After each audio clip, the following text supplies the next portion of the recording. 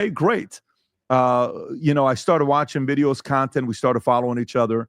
And the next thing you know, we have Maxime Bernier here from the People Party of Canada. It's great to have you here. Thank you, Yes. Patrick. I'm very pleased to be here. Y- That's a nice opportunity for me because, as you may know, in Canada we may be in elections, couple of days, and so I'm traveling across the country, and I'm not afraid to do podcasts, and very pleased to be with you. I respect the fact that you're doing it. I think one of the things we watched in the US, what happened was that Bobby Kennedy went to all the podcasts. Yeah. Vivek went to all the podcasts. Trump with his son Barron saying, "Hey, Dad, let's go." He went to all the podcasts, right? And Kamala didn't go. Yeah. And Ron DeSantis went on ours. We had a great conversation, but some would have said maybe you should have gone earlier, right? And a lot of Nikki Haley didn't want to go. These guys didn't want to go. They thought they were above it. And when I called out Pierre, Now, not that they were above, is that they couldn't face true criticism. That was the problem with some of these people on the right and the left. We kind of knew who the real ones were when they were willing to step outside their comfort zone and let us know what their ideas are and let that idea be challenged by somebody else who may think differently. When you do that, we have nothing but respect for your ideas when you're willing to sit there and let them be challenged. Like, I'll always respect somebody who's always the one to put their ideas to the front and be like, look, this is what I think, and I'm willing to defend it. Honorable. And hey, man, shout out my man Daniel Welch, man. How you doing? Yo, everything all right? What's up? Hey, how you been? Yo. Hey, S.E.T, can you hear me? Yeah, I can hear you. So I just wanted to pop in here real quick and give a big shout out to Jack W in chat. I'm kind of guessing he's a Democrat, but he's one of those that we can find a common ground and have an actual conversation with. I do like those type of Democrats. We can actually have that conversation, go back and forth and be like, all right, like I hear y'all out. I never said the left is completely wrong. It's just the problem is they just go about it the wrong way. Or I would say their politicians go about it the wrong way. Well, me and him were talking in chat, and we were talking about the left and right. There needs to be a central. Nah, for sure. I can agree to that. Well, we do have a central or like an independence, but I'm gonna be real with you. Some of the independents are just faking independent and they're actually like liberal. Cough, cough, Bernie Sanders. Yeah, yeah, cough, Bernie Sanders. So it is a bit funny when they sit there and they say, "Oh, I'm independent, so you should trust what I say." It's like, nah, bro. Because you really look into what you're saying, you kind of lean with the left. So it is a bit hard to tell who's a true centrist and who's a true independent sometimes, because that's why I sometimes just pick a side. I say, I ain't gonna lie. Yeah, I have centrist views, but I do lean more conservative. That's exactly right. But I just wanted to pop in here and just say some of the people that don't agree with his views, just have a conversation with the man. I mean, he's not in here bashing people. He's not throwing insults like some of the other ones were. Like you had to delete that drink that person said. Yeah, that was weird. That was way out of line. But he's sitting in chat just trying to have a conversation. Oh yeah, no, those guys I let stick around. Like y'all can disagree all day, and I love it. Y'all can even disagree with me and try to call me out. It's like, and I'm cool with that. Like, please call me out. I like to look up new information and all that good stuff. It's only when they get disrespectful with it, and then it's just like, dude, you expect anybody to hear you out when you always got to be belligerent towards them? Like, when have anybody ever sold an idea like that? Like, I ain't never seen nobody sell like a business or anything walking into the boardroom going like, you bunch of idiots, you better go for my plan. It's like, when did that ever happen? Yep, but I'm gonna hop off here. I got one thing left for you. You ready? Yeah. Hey. All right, but I'll see y'all back in chat. All right, man. See you, man. Be safe out there. Man, appreciate, man. We got, hey, shout out to my man. Protecting and serving his community, man. Protecting and serving his community. That's what we like out here. A lot of Canadians says you don't. Some of y'all like to complain about the community. We got people out there who actually want to serve and protect their community, actually making a difference. Shout out. don't understand if he goes on a conservative podcast, what the left is going to do. The left is going to attack him if he goes on Rogan, if he goes on this, he goes on. That's why in Canada it's very different than America. So walk me through the fear that conservatives have in Canada being so frightened of liberals holding them hostage. You know, Polyev and the conservative, and I said that long time ago, that they're conservative in name only. They're the Reno Canadians. Conservative in name only. They're afraid. Why? Because also in Canada, we are mainstream media, Radio-Canada in French, CTV, CBC. They are all leftist. So, and actually, we don't have Fox News in Canada on the other side. So for me, could you imagine that all we ever heard was just the left all the time? They ain't got no Fox News, no nothing. Nothing talking for the right, just Fox News. The only time you hear anything from the right, I guess, is when they have a press conference. That is crazy. Nobody speaks up for the right in Canada. Ooh, yeah, okay. No wonder y'all mostly left. It's like that. Those are the only people who get to talk. Canadian population has been manipulated by the leftist media. So Polyev is afraid of the reaction coming from the leftist media. But, you know, he must understand, as a politician, we are in 2025, and the future is with independent media, podcasters, and you must go out there and explain your platform. But he doesn't want to do that also because he's afraid of the reaction, yes, of the mainstream media, and also because he cannot have a discussion right now. We don't know what he believes in right now. He's keeping secret his platform. We'll know that during the election. So now he's speaking only with slogan, and for me, it's empty slogan. Wow. And, you know, there's a lot of people real conservative base are not happy with him because now he's doing campaign not against the liberals, but against Trump. And you must know that in Canada, they did. Everybody looking at this man like, dog, look, this is the guy we're trying to be like, bro. Like, we need to get them more into his policies. You over here running against this guy, and it kind of make you look funny. How you conservative, but you're speaking out against a conservative 90s Democrat. Did a survey before the presidential election, and 65% of Canadians said in that survey that they will have voted for Harris and the Democrats. So for Polyev, he tried to pander to that leftist electorate and try to have their support. By doing that, you know, is going away from real conservative. Hey, no, that's a wild ass position he just had. From 2017 to 2022, he was the Conservative Party's shadow minister for finance and briefly shadow minister for jobs and industry. Shadow minister? I mean, what are we playing? Yu-Gi-Oh? The values and the real conservative values, free market values, are not so popular today in Canada.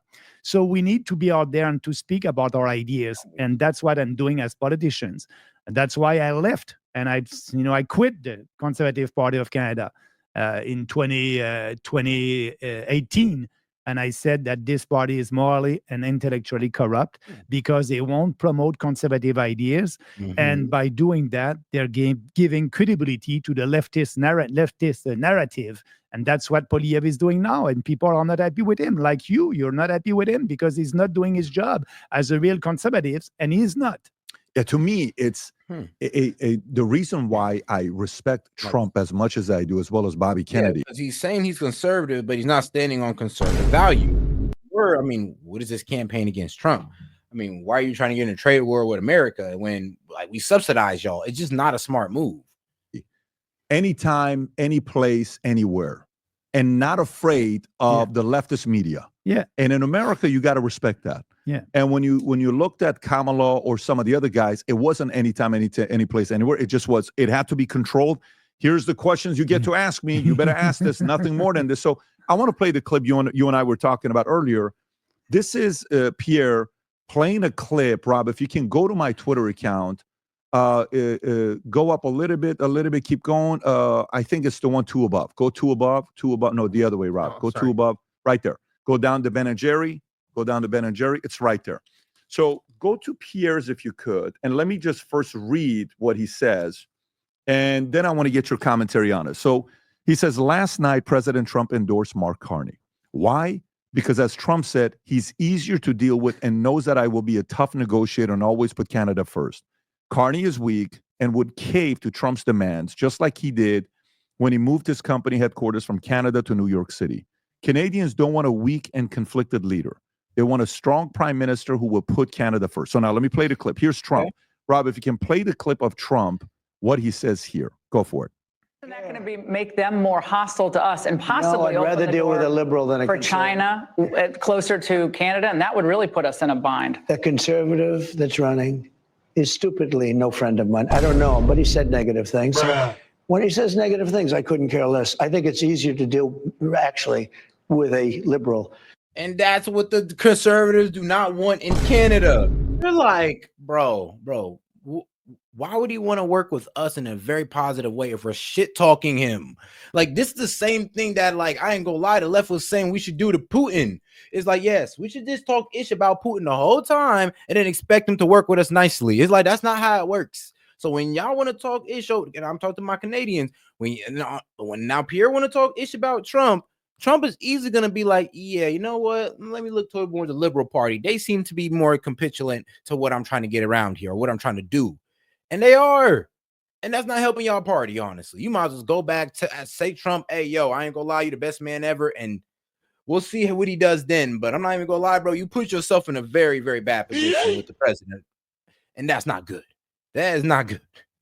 Isn't that going to be... So when I could see why they calling him stupid. It's like, bro, you idiot. It's like, that was the last thing you were supposed to do is get on Trump's side. Last thing. You had it all figured out, bro. We were so close. You just have to open your goddamn mouth about Trump, you idiot.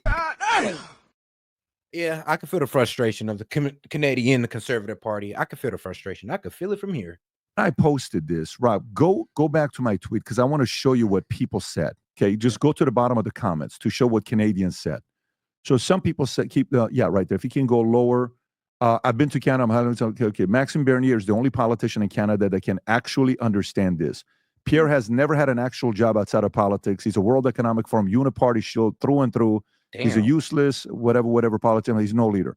Damn. You're wrong here, Pat. Trump is doing Poilievre a favor by saying he'd prefer liberals. This is an endorsement for the PP. His policies do exactly what Trump wants. Energy, pipelines, oil. Canada's got a lot of those things. Poilievre and Carney are hood ornaments. Do you have any suggestions? On a serious note, thanks for saying PM and not governor. Patrick, I think Trump understands this endorsement, especially framed in a term of being a pushover will hurt Carney. He is mitigating this. I'm sorry. Thanks for saying PM and not governor. Was okay. That kind of took me out the game a little bit. Like, hey, but we're still going to be respectful towards y'all. It's just that, I mean, hey, look, man, the way y'all leadership going, you could be a governor. Hey, y'all could have yourselves a governor real soon. Side effect that his tariff policy was driving up liberal support. Pierre has to posture to keep that illusion alive. Who's right here? Yeah, I think that, President Trump is right because Poilievre right now and the liberals, Carney, are the same on the most important issues for the future of our country. And we can go on these issues later. And right now, for me, it's a LibCon party. And so, instead of, and people in Canada now, if you look in the polls, again, it's a bad news, but the Liberals are ahead right now, and the election may be called as soon as in a couple of days. Why? Because Poilievre is a liberal light, and instead of, voting conservative liberal light, they will vote for the real liberal, and the real liberal is Carney. So for Trump, dealing with Carney or dealing with Poilievre is the same. And so we are very different as a political party. We are this populist political party, a little bit like Trump. And on a lot of policies, our party is in line with Trump. On tariffs, like we can have a discussion about that. We have a different position than Poilievre, but Poilievre is doing the war against Trump using tariffs and, imposing tariffs and taxes on us Canadians. And for him, like I told you in the beginning, because Trump is not popular in Canada, and I think he think that, by being against Trump, that will help him in Canada. But, the most important is the policy. Like, I think the Canadian people don't know, like, bro, we don't need your products. Like, once we just go ahead and separate from your product, your economy will plummet. You guys do not want that problem. Like, Pierre is only showboat. Actually, he's kind of like, He's holding out. He's playing chicken with us. He's thinking that, all right, well, if I hold these up too, y'all gonna get hurt too. It's like, no, not at all. Because guess what? We were giving business to y'all. We don't need y'all business. We was giving it to y'all in a way, subsidizing y'all with business. If we take that away, y'all done. And is very disappointing on that. And, Okay, so let's go through that. So let's take, what percentage of Canada are conservatives? Conservatives, yeah, specifically conservatives. What would you say? Well, you have Western Canada, Alberta. Alberta, Western Canada. Right now there's about a big, 40% of the population That are conservatives. that are ready to vote conservative. Okay, so of the 40%, and by the way, conservative, including us, we are the real conservative. For sure. You and Pierre, whatever party, those two conservative party, you're saying there's about 40% of them. Of the 40% of voters in Canada that are conservative, okay, what percentage of them like Trump? If you look, they did a survey in Canada for people who voted for the conservative and will vote for Poilievre. 25% of his base like Trump, 25% of his voters. Got it. For me, it's about 50% of my voters who like Trump. So, and now by doing that, his goal is to split the liberal vote, to go ahead and to split the liberal vote.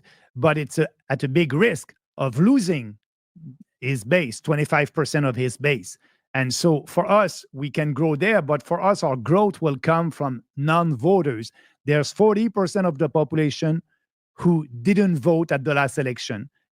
And they don't vote because they don't like these establishment political parties and Poilievre and Carney and Trudeau. So we are the option, the new option for them. So our growth can be coming from these non-voters that may come and vote for us. Okay, so for his base, out of the 40%, you said 25% like Trump, 75% don't like Trump. Okay, from your base, 50% like... at least 50%. Okay. But we don't do any polling. We don't do any focus You're group. assuming. So it could be 60, 70%. Yeah. Okay, from the conservatives that don't like Trump, why don't they like... What about Trump do they not like in his policies? But now it's the tariff. Trump, because of the mainstream media, they're saying, oh, Trump is against Canada. Trump wants to, invade our country. Trump wants our country to be the 51st state. So they're nationalists, and they said, oh, and they believe that. The mainstream media and the liberals and the conservative like that, like the fact that Trump said, we will be, or we may be, or that will be great if we are the 51st state. They like it because now they say, no, we are defending the sovereignty of our country. But all that, it's just, when Trump is saying that, for me, he's not serious. He's just, having fun against our leaders. He knows that we don't like it. He's using that, telling our prime minister, the governor of Canada. I did read his book, The Art of a Deal, and that's the way he's doing deals. Discredit his opponent, and he's doing that and using that. But in Canada, it's good for the Liberals. They are saying we are the defender of the country, but they are not. Their policy will be very bad for the country. And I said politically, and when I'm doing interviews, that we are the only hope for Canada if our policies are not adopted, or not be adopted in Parliament. This country is going nowhere. We need to change that, and we have bold policies that are in line. And when I'm saying that we are putting Canada first and our country first, it's not a slogan for me. It's a reality. But for Poilievre, it's an empty slogan. So in 2018, when you left the Conservative Party, who was Poilievre? Who was he at the time? Did he have credibility? Was he famous? Did he already have influence, or no? No. So for me, I'm not a career politician. I did work 19 years in the financial sector in Montreal. I did good money over there. 2006, I jumped into politics. And guys, let's make sure to double tap the screen, man. If you like the video, and if you have any questions, comments, jokes, or disagreements, super chat $2 and up. We'll go ahead and read it out loud and post it at the top of the chat. And like I said, we're about 6 super chats away from going ahead and running conspiracy hour. With Harper, and I was a Minister of Foreign Affairs, Minister of Industry, and Polyev was elected at that time. Polyev was elected at 24 years old, never had a real boss. He's for the last 20 years, his job is to be a politician and So he's a lifelong politician. Oh yeah, absolutely. No private sector experience Ever? And no, Ever? no. As a conservative? What? As a conservative, bro, ain't never had no private sector experience? I mean, yeah, I'm even gonna lie. That's like kind of one of the main things of being a conservative is having that private sector experience that makes us different from, I ain't gonna lie, or the Liberal Party, who low-key don't be having a private sector experience most of the time. So it is a bit funny now that I'm hearing this. Is like, hey, yo, like, bro, sounds more like a liberal than a conservative. Before 24, nothing. 24 years old, I think the first job was working in an MP office in Ottawa.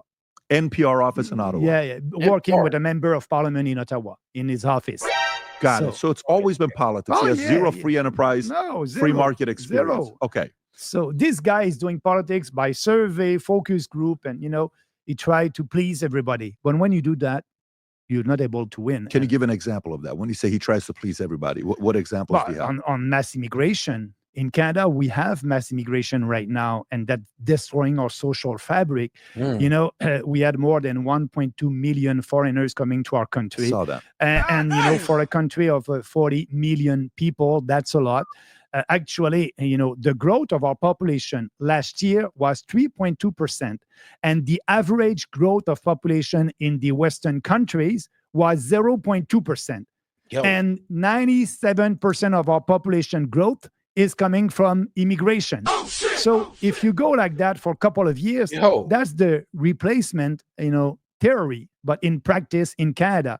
So for him, he's not speaking about that. He's okay with mass immigration like the Liberals. And we are not. We are the only party that is saying we need to have a pause on immigration, a moratorium on immigration, because, that is affecting economically Canadians.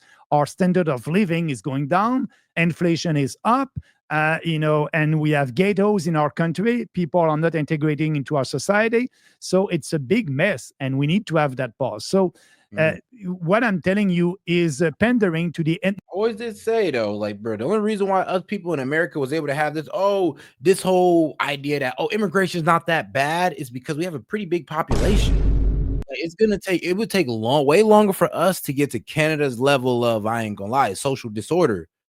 It would take a lot. And we've taken in way more than them. 1.2, bro, like 1.2 million. My dog, bro. Imagine if they'd have got our number and got like damn near close to like 10 million. Can you imagine how Canada would be looking then?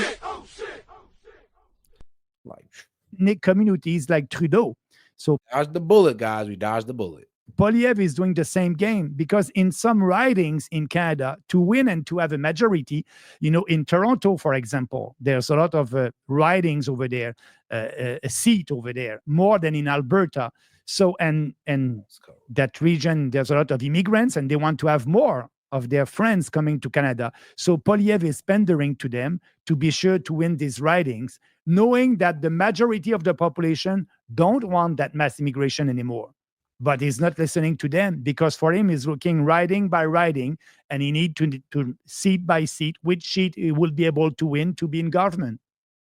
So it's interesting you're saying that. While I'm pulling this up, by the way, in 2018, who was he? Somebody in 2018? Yeah, in 2018 when you left the was he a upcoming guy or not yet? Not yet. No. When did he become a superstar? Only 2 years ago, when he decided to run. Because the other leader, O'Toole, was a real leftist. The Conservative Party. I was in politics in 2006. Do these people even have a Conservative Party? It's like kind of sounds like it's like a bunch of leftists disguised as conservative to give you the illusion of choice. And 2015, Harper didn't win. 2017, we had a leadership contest in the Conservative Party. I did run. I had 49% of the vote, didn't win. Scheer was the leader at that time. I resigned from the Conservative Party in 2018. And Scheer was the leader in 2019. We had a general election. The Liberal won. And after Scheer, they had another leadership contest, the Conservative. They put O'Toole, and O'Toole was a real, leftist guy. And after that, they put Polyev, and Polyev was a star because he was good with videos. And I must admit, he's a good communicator. And so he was good. And during the leadership contest, he was speaking like a real conservative to be sure to win the base. So he was speaking like a real conservative. But after that, when he won, he went to the left and to try to please to more people in Canada. And so answering your question, he became to be popular maybe only 3 years ago. So Aaron O'Toole, was a leader before him. And then it was Andrew Scheer. I lost my leadership against him. Yeah. You lost your leadership against him. In 2017. So when they chose him, you said, I'm out. And you're starting your own thing. Yeah, I'll tell you, 49% of the members of the Conservative Party did vote for me. Hey, yo, he was like, y'all voting for this guy over me? This liberal in disguise? Y'all ain't real conservatives, man. I'm gone. Okay, I hear where he's coming from. If the story is how it is, I mean, if he uses this a factual story he's telling, but I would feel him on that. It's like, hold on, y'all put this fake conservative ahead of our party, and y'all voted me out. I mean, petty, but I hear what he's saying though. I hear him. Me. So after that leadership contest, I did work 15 months with Andrew Scheer as my leader. But I had a private meeting with him, and 15 months later, he told me, and I want him to take some of my policies and ideas. They were very popular with the membership. So we had a meeting, and he said, Maxime, you're right. Your ideas are very popular with the membership of the Conservative Party of Canada, but I won't take any of your ideas because now I want to be Prime Minister of Canada, and your ideas are not popular with the population. So at the next election in 2019, forget your ideas. So that's why he's saying that to you face to face in a one-on-one meeting. Yeah. Is this public information? Hey, yo. Oh shit. I mean, at least he real. I mean, that's probably the realest thing you could have done. I'd respect it. I'd be like, oh, so now you're telling me that, your ideas are good. They're good for the people. They're just not a popular, opinion. So we're going to throw all that away. But it's a good idea for the people, bro. Yeah, but it's not what's gonna get me elected. So damn. I mean, damn. Literally sold out your ideas to try just to get elected? Well, that's alarming. When he said this to you? Yeah, but I'm putting that public. You've never said this before. So in one-on-one, he's telling you because your policies are not popular. I won't take any because he wants to be a prime minister. Yeah, and they're doing politics by polling and survey. So and then they say, I don't have to waste my time here. They are not, and that's why I resigned in 2018 after 15 months when he won the leadership. When he told me that, I resigned. I said, and I took these ideas and we created the People's Party based on these ideas. And this party is growing now, but they don't want to speak about something that is not that popular today. So that's why they're conservative in name only. How close is he to Pierre? Scheer now? Scheer and he's number 3 with him right now. So they're close? They're close friends, yeah. Okay, so they're close friends. Again, I'm trying to get smarter. I don't know Canadian politics. O'Toole, is he close with Pierre or no? O'Toole resigned. He's not a member of parliament anymore. He's in the private sector, so forget it. So is he any name in politics in Canada or not really? Nobody mentions O'Toole. No. He doesn't have endorsement. He has he doesn't carry weight. Yeah. Okay. Yeah. No clout. When is the last time you and Pierre had interaction together? When I was a conservative. So 2015. How was that interaction with him? Good. Pierre and I, we had good conversation. And at that time, when I was a conservative, he was pushing in the caucus privately conservative reform. But now because he's the leader, and so he forgot all that. But I must admit that Stephen Harper was prime minister, and I was working with him. Stephen Harper was a libertarian and less government. But he did the biggest deficit of the history of our country during the financial crisis. And so Stephen Harper had a majority, and he didn't use the majority to implement bold reforms. And Stephen Harper was a good manager of a big fat government. And Poilievre will be the same if he's prime minister. Is Stephen Harper respected and loved in Canada or no? Yeah, now after he resigned, and I think so. Yeah, with the Conservatives in Canada. So and Stephen Harper is giving advice to Poilievre right now. And Poilievre is following his footsteps. Oh yeah, absolutely. Okay, so all right, so that's good to know. So a couple things here when you said immigration. I want to show you something with immigration, which was shocking to me when I pulled up the data. So I looked at what countries most residents, new permanent residents, are coming into Canada. Because a number starts around 2022. Rob, if you can show up the data that shows the spike in immigration, it's that one right there. So you look at this, the net international migration from 1952 to 2023, you're getting some people coming in, maybe 200,000 on average, 100,000 on average. All of a sudden, boom, 1.2 million. And I looked at the numbers. In 2022, the number one country that immigrants came in from, 27% was Indians, 118. China's number two, then Afghanistan, Nigeria, Philippines, France, Pakistan, Iran, US, then Syria. This is 2022. 2023, India, China, Philippines, Afghanistan, Nigeria, Pakistan, Cameroon, Eritrea, Iran, US. 2024, India, Philippines, China, Cameroon, Nigeria, Afghanistan, Pakistan, Iran, France. Okay. Then I pulled up a number just to kind of see. In Canada in 1991, according to the Canadian census, the Muslim population in Canada was 0.9%. The Muslim population today in Canada is 5%. Okay. That's based on your census that you have. You're right about it. And then the other number that was also shocking is in 2023, population grew by 1.27 million in Canada. Of the people that grew, the number of kids that you guys had that contributed to the 1.27 million was only 2.4%. 97.6% were people that came in from other countries. That's not necessarily a growth that some people would call that an invasion. So a replacement. Right. Replacement could be one of them. So how different are your policies versus Poilievre when it comes onto this? Poilievre is okay with mass immigration. His number right now is 250 foreigners every year, starting if he's prime minister. 250,000. For us, it's zero. No more. We are not able to integrate them into our society, and that's destroying our social fabric. The countries that you just quote, a lot of them are not sharing Western civilization values. And we don't do any screening. We must change that. When we will reopen to immigration, we need to have a face-to-face interview with them. We don't have that anymore. We need to be sure that they share Canadian values. In Canada, don't forget also, we have a legislation in Canada, and the federal government is promoting multiculturalism. So we are saying to people, come to our country, keep your culture, and everything is okay. If you don't integrate into our society, it's okay. So we have Indian ghettos in BC, Burnaby.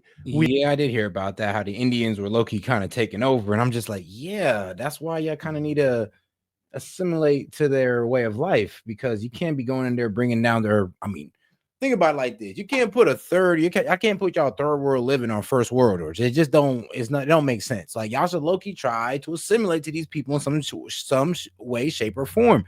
And first thing you can do is learn the language.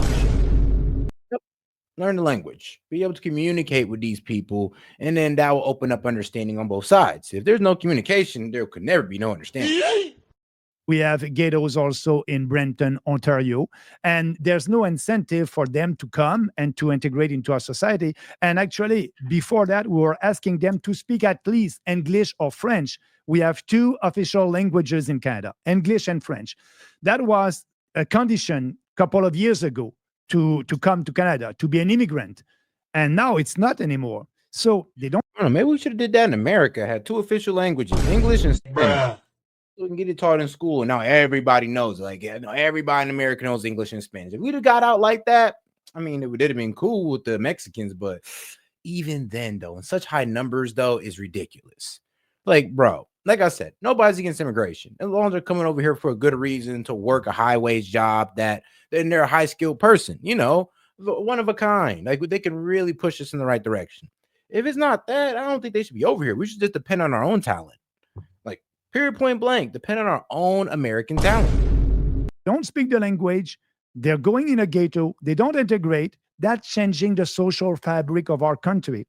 But Polyev won't speak about that. He's pandering to these ethnic communities to have votes in different ridings and more seats. So that's what he's doing. That is part of his strategy, because now, all these immigrants that are coming, they're foreigners, they will vote conservative or they will vote liberal. But if you do a big survey, 65% of the population is okay to end mass immigration in Canada. And also a majority of immigrants, but older immigrants, people who came here 15 years ago because it was tough for them to come here. They had to speak English and French, and they have to prove that they will have a job. It was tough. It took them maybe years. And now they're looking at that. Everybody can come in Canada with no screening, nothing. Yeah, I know. That's all. Honestly, a lot of my people's been looking at this stuff. Like, yo, our people have to come here, do all this screening, have to make sure they get a job, all this good stuff, learn the language. And now these guys coming here scot-free. Ain't got to do a damn thing. Oh, I ain't even gonna lie. Yeah, I got like a lot of these American immigrants who did it the right way with their green card. I got them effed up. It's unfair, and they don't want that, and they're right about it.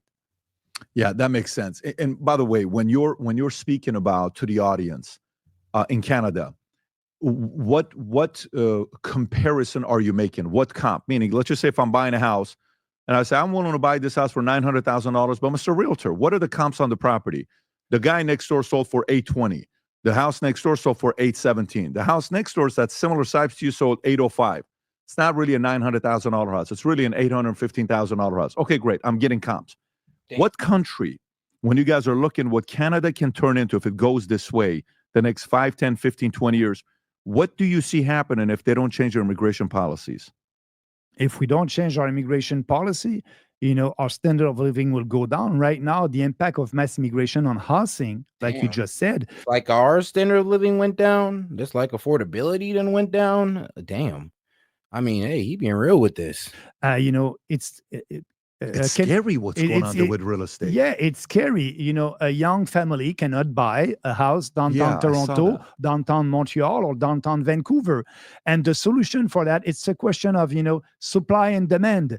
And my solution is just cut the demand. All these people need a roof, and you need to stop that. But for Polyev, he said we need to build more houses. But actually, 10 years ago, we were building in Canada about 250,000 houses a year 10 years ago. And now we are still. It's so crazy. I would just say, like, why are people building these houses as if China hasn't already did that and low-key destroyed their housing economy? Like, I remember, look, there's a video out there, right? Look, China literally destroyed their housing economy by building a whole bunch of apartments, high-rise apartments, big-ass apartments that nobody's living in. Yes, nobody. Nobody can afford it. So it's kind of just like, yeah, you're building houses that nobody can afford, expecting that to solve a problem. Like, and then it kind of like I said, destroy China's whole housing economy, basically. So why are we leaning in that same directions as if we haven't seen it not work in different countries? Building 250,000 houses a year. And Statistic Canada said that just to match the demand, we need to build 700,000 houses a year. So that's not the solution for the housing crisis in our country. The solution is to have that moratorium on immigration. And I'm not speaking about, the fact that the standard of, the pie, the economic pie is growing in Canada because you have so many people, but the GDP per capita is going down. So our piece of the pie is smaller. Yeah, because the population is growing faster than the GDP. So all that mass immigration, created, the fact that we are poor for the last 10 years, we didn't grow. Our GDP per capita didn't grow. Damn. So that's why people are okay with ending mass immigration. But I'm the only one who's speaking about that in Canada. Yeah, and the question I want to come back to this because Canada's #2 country in lumber in the world. I think you guys are behind Russia. Yeah. And the average house right now is $786,000. Who the hell can afford that? Yeah. Let's come back to that. But I want to talk to you still on. Yeah, low key. I mean, y'all are in heavy supply of lumber. I mean, how is your housing prices not lower? Just by that fact alone. just by that alone. Case studies. When I was looking at what Poland did, Dominic Tarczynski, where he said nobody can come here, they're not for immigration, and they don't want to go by the demands that EU has with what happened with UK, of course, UK Brexit. There's a fellow who had a video that went viral in Canada talking about Sharia law. I want to share this with you. I want to get your thoughts to see how people in Canada feel about this. Is this even a concern that other families are bringing up? Rob? Guys, make sure to support the stream by sending any questions, comments, jokes, or disagreements, $2 and up. I'll go ahead and read it out loud. Or you can just send a super chat just to support the stream. Hey, don't really matter, but we do appreciate support either way. If not, double tap that screen and like the video, man, or hit the 3 dots up there in the corner to like the video and subscribe to the channel. If you don't mind playing this clip, it'd be great. Go for it. By 2060, Muslims will be the biggest religious group the world over. What are you going to do then? Actually, to oppose Sharia is even then. We have families, we are making babies. You're not. Our population is going down the slump. I ain't gonna lie, bro. When Muslims get to talking like this, I am a bit offended, but they are low-key speaking what's the truth. It's like, bro, you're right. They're coming over here and they're having multiple kids. It's like, and at a certain point, they're like, yo, we don't even care we're in the slums. We're just trying to build our numbers so we can take y'all over. We can outnumber y'all, and then we're gonna switch places real quick within some years. Cause I ain't gonna lie, they popping out kids, 4 to 5, and Canada, y'all struggling to have 3? Same here in America. It's like, yo, we're struggling to have 3. When we honestly, if these immigrants are gonna be rushed in here, it's like, bro, we should be having like 5, 7. It's like that's what the whole problem was with the immigrants. Like they was able to get in here and not only get taken care of by the American government, but have hella kids. Hella kids. Some of them were able to bring their kids here. One day we can have a Muslim majority nation here in Canada. Right in your face. You say that you want Sharia law to displace Canadian law. That doesn't sound very respectful. In majority, you wouldn't have any other option. I mean, he's not lying. He's like, yeah, with a Muslim majority, you wouldn't have any option to be up under a Sharia law. Damn. And it all starts with some of these guys getting in their government, holding positions in their government. And then as soon as one of them is prime minister, woo, yeah, I ain't gonna lie, Canada, you're done. Over with. My friend, Islam doesn't endorse gayism. Islam doesn't endorse homosexuality. The gay people are doing is against the commandments of God. We have Canadian law here, and you say that you want Sharia law to displace Canadian law. That doesn't sound very respectful. In majority, you don't have any other option. Is this a concern in Canada that Canada can turn into the next UK of the West? Not now. Not now, but when I'm speaking, I'm telling that to people, like in France, there's no go zone over there. In UK also, because of mass immigration and the non-integration of these immigrants. And but it's coming more and more. People are fed up more and more about this specific topic, because the Muslim population in Canada grown from 1991 till now from 0.9% to 5%. Yeah. That's 500%. That's a big growth that they've had. Is that a concern? Because those it's becoming a concern. For example, in Toronto, now they're a pressure group. The Muslim community are pressuring, provincial governments to adopt some, laws that will, financial law that will be in line with their philosophy to be, as you know, they cannot pay interest. So there's kind of an arrangement and some regulations at the provincial level to allow them to be able to have, a mortgage without paying any interest. So they are coming more and more influential politically. The answer is yes. But in the main population, that's not a real concern. The real concern is mass immigration now. There's no focus. But we need, radical Islam is present in Canada. That ideology is there. We need to fight that for sure. What is this, Rob? They just pulled up. This is a chart showing from 2001 to 2021, just in 20 years, that the Muslim population in Canada has more than doubled from 2.0% to 4.9% across the country. Yeah. How is crime in Canada? I'm curious. Oh my God, very bad. Very bad because for Trudeau, he was not tough on crimes, and we did pass legislation when I was a conservative at that time to be really tough on crime. But now, crimes in big cities are, I don't have the data, but if you look at the statistic, they're double than what they were 10 years ago. So yeah, you can see that in Canada. It's doubled from, you said, from. Yeah, the last 10 years. Yeah. And this, okay. So is that a And that's a concern, actually. And that's why I'm very pleased what President Trump did. President Trump decided to actually. Wow. Look at that. Yeah. When did Trudeau get elected? 2015. Look Damn. at that. Yeah, 2015. Oh my God. Violent crimes in Canada was going down, and then this man Trudeau comes in and it just skyrockets. Yeah. I mean, shit. You what? That's literally what I'm thinking. Like, we what? Like, bro, you literally drove up crime and immigration. God. Yeah. All things that are not good markers. Yeah.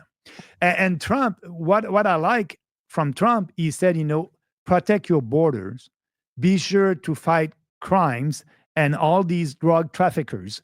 And now, after 9 years, Trudeau decided, and the Liberal government decided to do that. But we needed Trump to push our government to work for Canadians. The first role of a leader of a country is to protect your population. The government, the first role of a government is the safety of their own citizens. And the Liberals did zero yet the last 9 years. And now, because of Trump, now the federal government is investing and fighting crimes. It's new, but it's coming. But look, yeah, that's the after. And by the way, you mentioned Stephen Harper, right? Yeah. You said Stephen Harper. So Stephen Harper was prime minister from 06 till 15. Yes. Right. Go back to that chart, Rob. So if you go from 2006, declined from what it was to what did he do to lower crime the way that he did in Canada?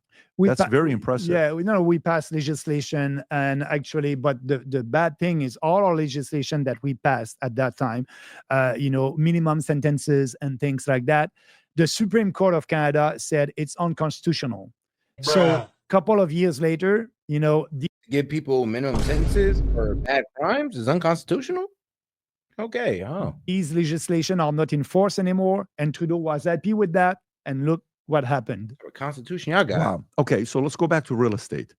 Real estate. Maybe all y'all country just need a copy and paste of our Constitution. Just copy and paste ours, give it to y'all, and be like, there you go. Rock with that. Because, bruh, what type of Constitution y'all be having? In Canada, you said the current, we've been building 250,000 on average, the last, I think the number was whatever it was 10 years ago. It's what you're doing today. It's the same number It's the same number today, yes.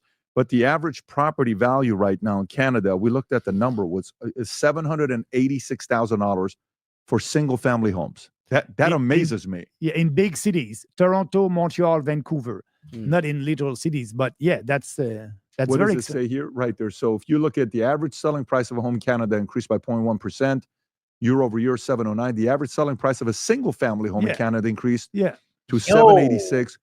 It could. Whoa, my man. Oh shit. Bruh, it's like you ain't getting a house unless you and your girl is like basically like high 6-figure earners, and both of y'all gotta be making at least like $300K a year. And then you can get a single family house, bro. What are y'all what is y'all mansion prices like? Huh? Man, no wonder Drake spent $100 million just to build a mansion there. I was wondering. I'm like, that's a ridiculous price.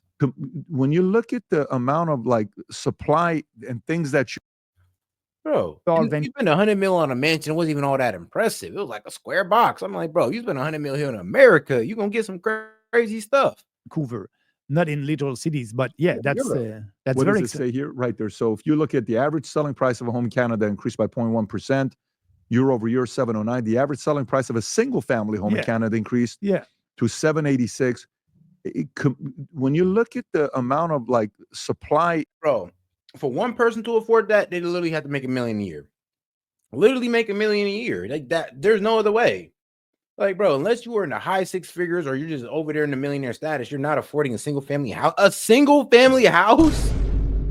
We're not talking about a multi-fam. We're not talking about a big ass house. We're talking about a single family house. What's the motherfucker made out of? Gold? Like, bruh, gold beans in there or something? And things that you have. Why hasn't somebody in the last 10 years emphasized investing in building more to be able to lower pricing. So when a new family is getting married, having kids, they can't afford to buy $786,000. And actually, that there's a link also with our birth rate, because they did a survey with young family. And one of the reasons why they decided not to have kids, it's because they want to have a home before. And actually, that was personally, I had 2 daughters. And yes, me and my ex-wife decided to buy a house before having kids. So they cannot buy a house and they're not having kids. So that's another relations. But why, if you ask me why, we must ask the liberal government. There's a lot of regulations also in big cities. And so there's no incentive for provinces to cut down on regulations. And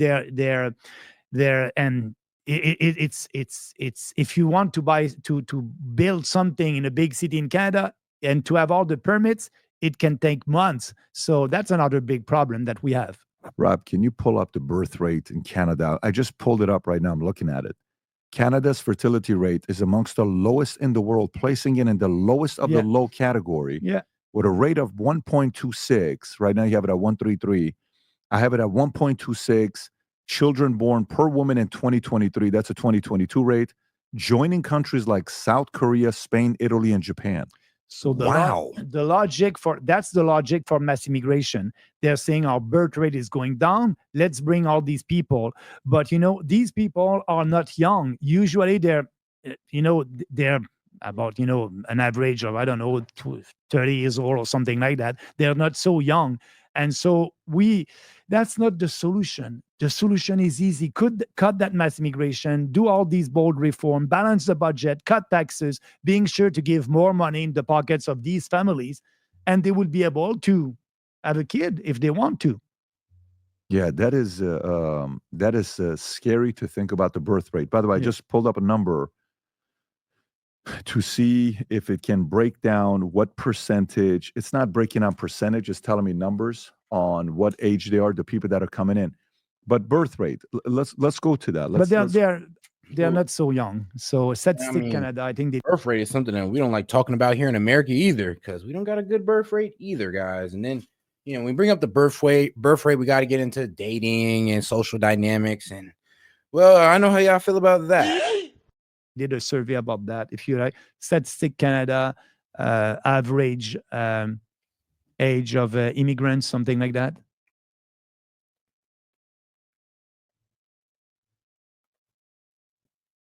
Unfortunately, Canada, 64, 25 to 54. The median age of migrants. So, oh wow! Wow! That's 47 not the 7 years old. Yeah, that's not the solution. They're not going to have kids. 47-year-olds. No. Wow. No. Statistics shows that a significant portion of the recent immigrants to Canada, around 64% of them, are in the core working age group of 25 to 54. The median age of the immigrant population in Canada is 47. Wait, what? So basically, they're really just there to take jobs at a certain point. All right, most immigrants arrive in the age between 20 and 24. Okay, but this is age at arrival. Okay, 20 to 24. Yeah, I know that's making babies times. I'll give them that. That's not the solution. They're not going to have kids. 47-year-olds. No. Wow. And you told us the country where they're coming from. They're not coming from Europe or from America or other countries. They're coming from. That's why I tweeted and I said that when you import third world people coming from third world countries, your country will become a third world country, and that's what is happening. That's changing the social fabric of our country. And that's why populist movement in UK, in France, in Germany are growing because of immigration. And that's the same thing here in Canada. Yeah, I just pulled this up. I asked the question saying, why does Canada have such a low birth rate? And it says economic factors. Yeah. Housing in cities like Toronto, Vancouver, Montreal. Yeah. Job market. Many young Canadians struggle for job security, high student debt. But now with mass immigration, we are importing cheap labor. And so that's a problem. Now, you said in India. Make economic times hard drives down the birth rate. Yeah, I can see that. I mean, that's why there's a whole lot of people going like, oh, I don't want a baby. I don't know if I could afford it. I know. You're weak. But it is what it is. Yeah, we had a lot of fake students coming from India. They came here, they had a fake diploma. And usually when you are an international student, you come here, you study, and you leave after that. You're going back to your country of origin. They don't want to leave. They use that to be permanent residents. And after their diploma, they want to stay here. And Polyev and Trudeau said, okay, we'll give you the permanent residency. So these people are cheating. They don't want to go back to their country. And Polyev and the Liberals are saying it's okay, we'll give you a gift. You don't respect our legislation, but we will give you a gift. We will give you permanent residency. That's the position of these. Is that really his position? Yeah. That is really Poilievre's position is permanent residency for anybody that's come the last 30 years of getting permanent residence? That's to solve the international students that are coming to Canada. They want to stay, and he's pandering to them. And look, international students from India. What's the title say, Rob? I'm not sure if this is the right article. Cut population, liberal signaling, immigration. The radical, out of control NDP liberal government has destroyed our son voters. Yeah, I want to know what he says about making them permanent residents. Yeah, he said that for the students. I don't know for the international students. So he said he's going to make the India international students. They will have the right. He said they will have the right to work here. More than 10 hours a week, and they will have the right to stay here after that. So that's what he wants. But actually, these and you can find a video of me speaking with an international students in PI, and they did protests all across the country. And I said in his face, after your diploma, if you don't leave the country, we will deport you. And I said that, I don't know, a video from this one here. Nice to Can stay. I hear Now this? you Rob, can- hang on, pause it because I want to put the. Go for Nice it. to stay. Now you can stay, but when they're gonna be expired, We will and if see at some- that moment. Yeah, but what I'm saying, if some of you have their permit that are expired, Nobody is standing nobody here, here, nobody is here, illegal. but in They your- have their permits. But in your group of 100 people, Nobody is expired. And- If they would have been expired, they would have been deported. Okay, but they will be deported when it be expired. You This agree is with what- me? You agree no. with- no, because No, you they just won't said- be deported. You just said that when it's going to be expired, they will be deported. They will be legalizing their stay. No deportation will be needed in that moment. But we will need deportation. That's why I you hope need that to the- have full knowledge. You are a leader. I think you should have a full knowledge a full before kno- you get No, I here. have a full knowledge. This I'm saying seems when like the it. permit is expired, you must be deported. You are saying my permit is expired. It isn't. No, if it's not, but it will be in a couple of weeks or in a couple